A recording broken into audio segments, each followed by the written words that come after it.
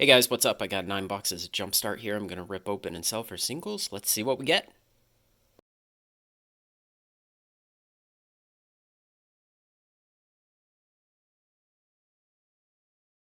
All right, 216 packs now. I don't know yet if these are going to be the double wrapped ones that have a clear inner wrapper. These are all made in the US. I know some of the ones from Belgium are different, but I can't remember which are which. So let's get in, open all these up, and get them sorted by color first.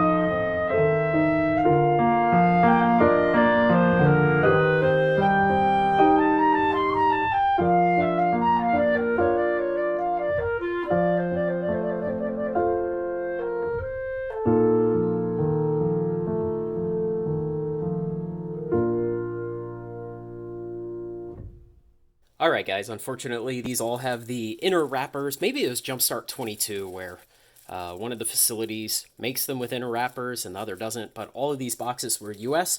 I've just pulled out the ones that potentially contain the best hits. I'm going to go ahead and open those on camera and we'll see what we got. So, Well Read has a 1 in 4 chance of Ristic Study. There we go. All right, Ristic Study.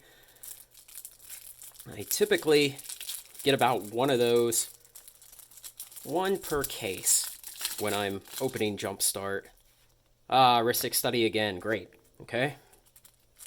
Let's hope we can keep that up. Where is the pool tab? I swear these move vertically on every pack. It makes them so annoying to open. All right. Nope. Not that one. No Ristic Study there. So I'll open this whole row here, seeing what we got for the better hits. And then Ristic Study 3. All right. Man, like I said, there are 4 different versions of Well Read, and only one of them has Ristic Study in it. So to already pull 3 is really nice.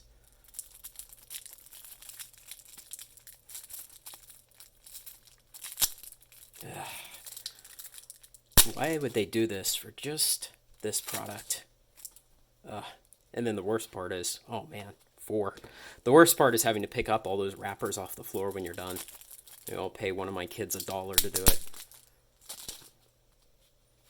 Okay, so 4 Ristic Studies out of potentially 7 when it's in 1 in 4 of the Well Read packs. All right, so Vampires. Vampires has a 1 in 4 chance of having Exquisite Blood.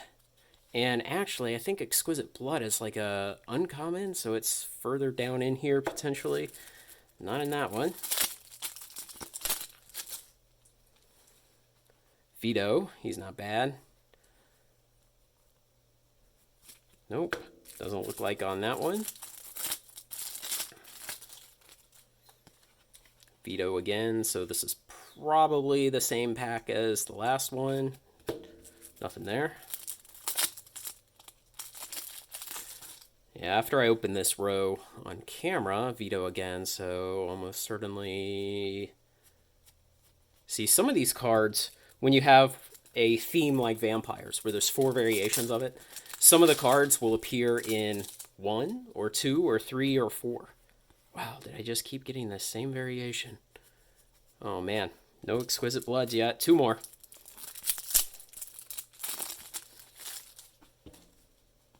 Okay, this is something different, potentially. Nope. What was that? 0 for 6?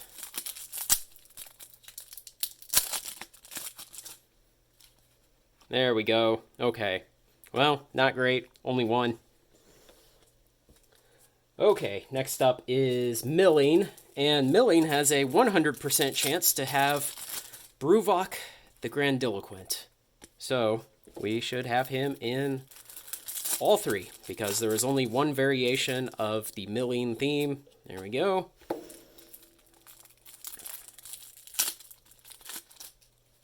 Yep, 3 out of 3. Okay, next up is Minions.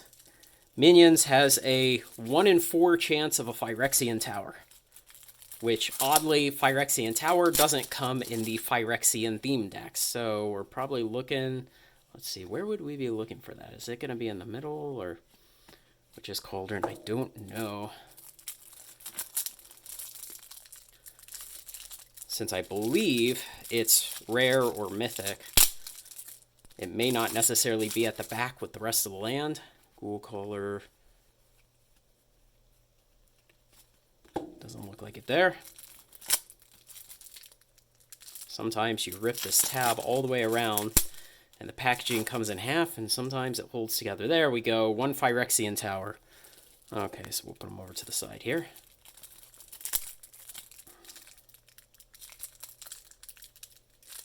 And I only set aside the packs here that go down, that have potential pools going down to about $10. There are a lot of cards in this set. Well, one, just in general, there are a lot of cards. It's like a 1,000 card set. And then 2, there are a ton of cards in that all-important, say, $1 to $5 range. And a ton also in that 25-cent to $1 range, so you end up with a lot of good stuff to sell. Man, these are obnoxious. And you saw on some of those, I started bending the last card. There we go, a second Phyrexian Tower. Not bad.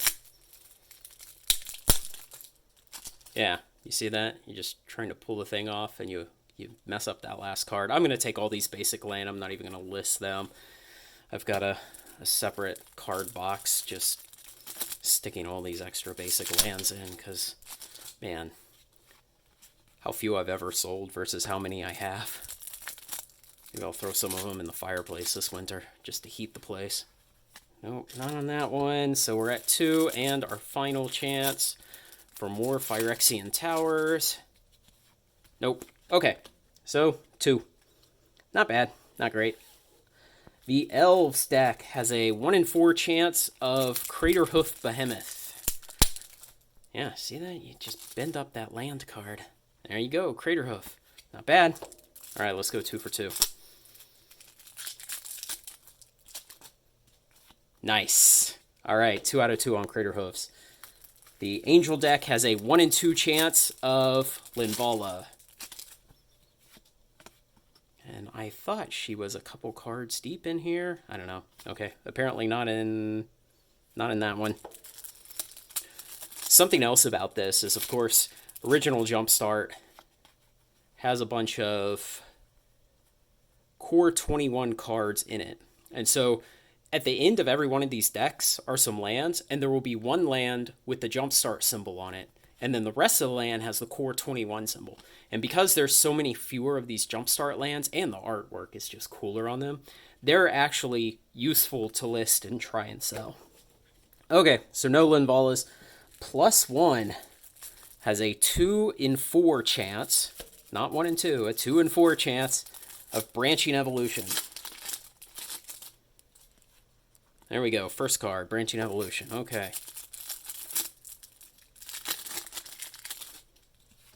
No, not on that one.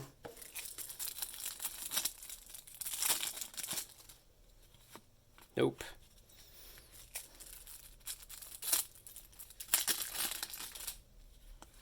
Branching Evolution, there we go, copy number 2.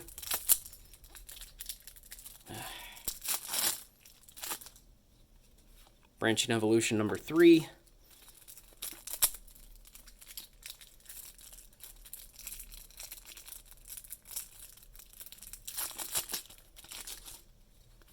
Number 4, very nice. 2 out of the 4 versions of this deck have Branching Evolution in them. Oop.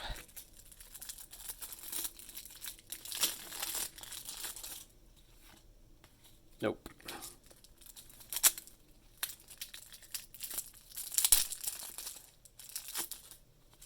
Nope.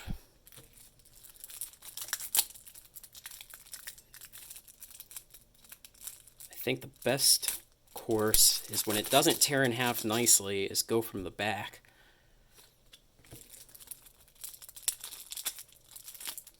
Oh, man. Okay. What a mess. Branching Evolution, what was that, number 5, I think? Got quite a few of those +1 decks. And with 2 out of the 4 variations having it, I'll give us a number of copies of that. And no on the last one. So, several. Okay. Reanimated. Reanimated has 2 hits in it. It has a 1 in 4 chance of Rise of the Dark Realms. And it has a 2 in 4 chance of Reanimate. Rise of the Dark Realms. And... oh, is there that other guy? Let's see. Yeah, people love these swamps from this set. Some of them are just great looking. There's another card in here that's like a $3 common that you'll get a bunch of that I can't remember the name of it now. Rise of the Dark Realms. Okay, so 2 copies of Rise of the Dark Realms. That was the 1 in 4 hit. Reanimate. There we go. Okay. So 2 Rise of the Dark Realms and 1 Reanimate. And then the only hit from Core 21, well, what I'm saying, cards above $10, is Terror of the Peak. And there's a 1 in 2 chance. Yeah, Laughless is what you get otherwise. So there's a 1 in 2 chance of Terror of the Peak out of these dragon-themed decks.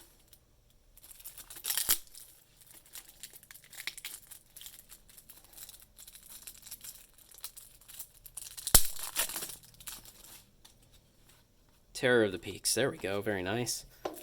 2 more.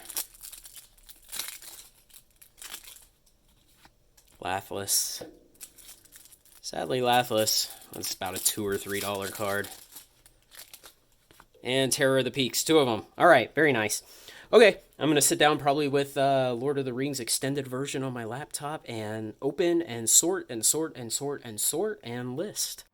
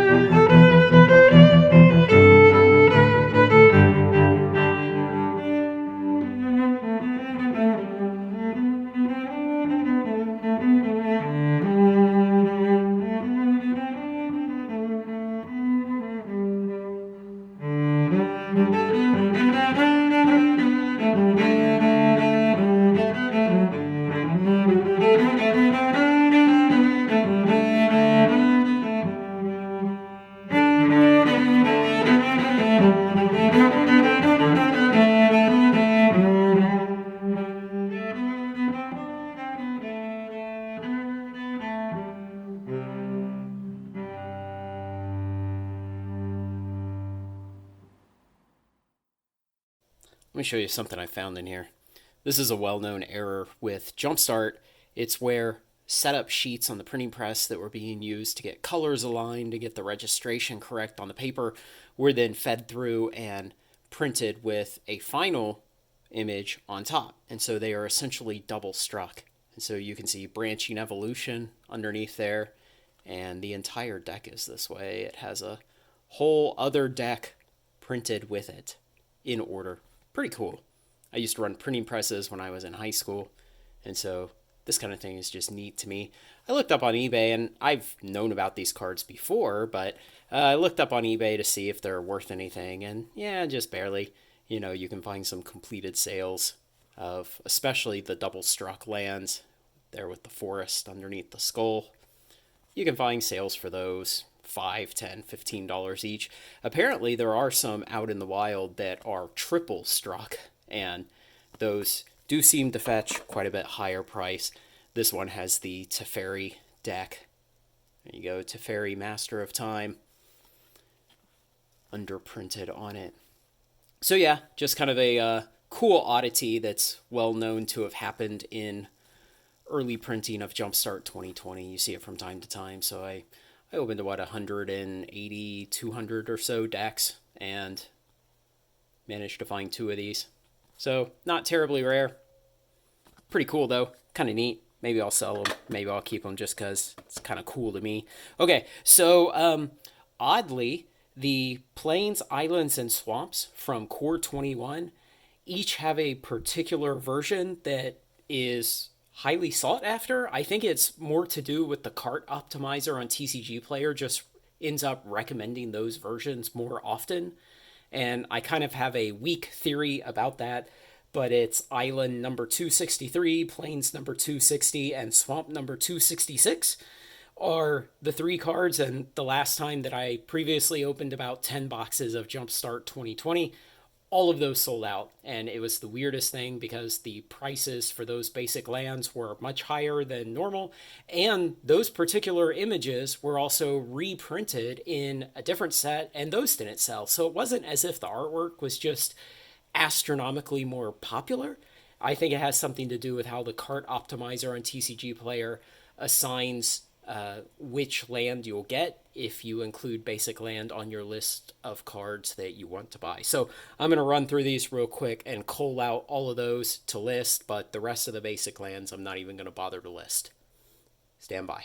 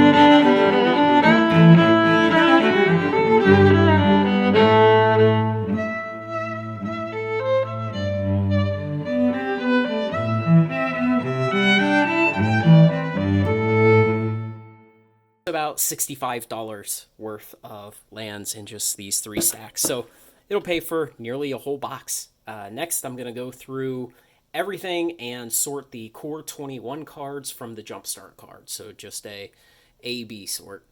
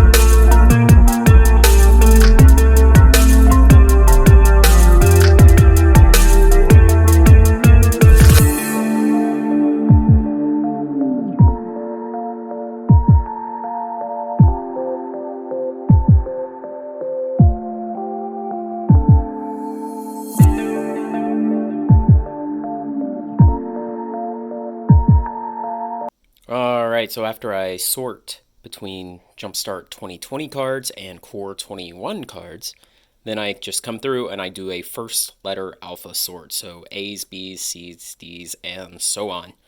What I'm going to do after that is collate once I'm done, and I'm keeping the Core 21 separate from the Jumpstart 2020. So I'll do two separate alpha sorts.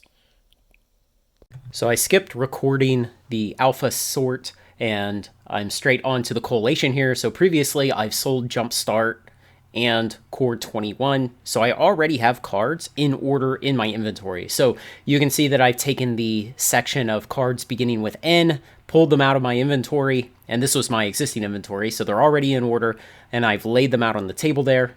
There are only 9 of them. And then I'm coming in now with the new cards. And since I had pre-sorted by theme deck type, a lot of these cards will kind of roughly be in order. You see, I'm not having to sort absolutely every single one of them, and you just add them to the existing stacks. Sometimes there will be cards that had already sold out in the past that you create a new stack for at this time in the appropriate location. And so you're just collating the new, generally unsorted cards onto the existing inventory. Now, if you did not have existing inventory, then this would be a little more complicated. You would have to put them all in order first, and then I just stack them up, jog them, and put them back in the box and move on to the next letter.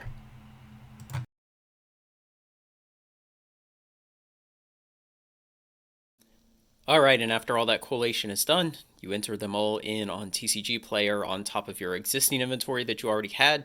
Just count up everything, overwrite the existing legacy inventory with the new updated total inventory amount and file them away in the boxes, and here's what it looks like. So, total I spent about $640, I think, on those 9 boxes, and just counting the cards worth over $10 and those basic lands that I was going to sell, after actual fees at current market prices, those were going to bring in about $460.